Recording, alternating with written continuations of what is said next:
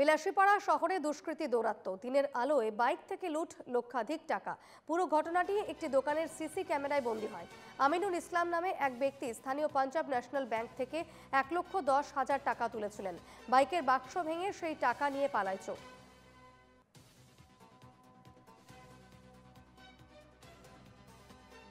মই আজি 1,10,000 টাকা উইথড্ৰ কৰিছোঁ। উইথড্ৰ কৰাৰ পিছত মই মোৰ টকাটো মানে মই ডিগ্ৰীত ৰাখিছিলোঁ, বাইকৰ ডিগ্ৰীত ৰাখিছিলোঁ। ৰাখি কিনে অলপ আগত যাই কিনে মানে একাপ চাহ খাবলৈ গৈছোঁ।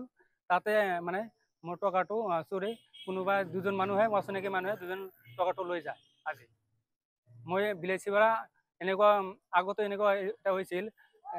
পঢ়ুৱৈসকলক অনুৰোধ জনাওঁ যাতে মোক নিৰাপত্তা আৰু CSP নিৰাপত্তা দিয়ে, সেইখিনি মোৰ ক'ব লগা আছে। আজি মই দাখিল কৰিছোঁ, পুলিচক মই ভিডিঅ' দিছোঁ, CCTV 2টা ভিডিঅ' দিছোঁ।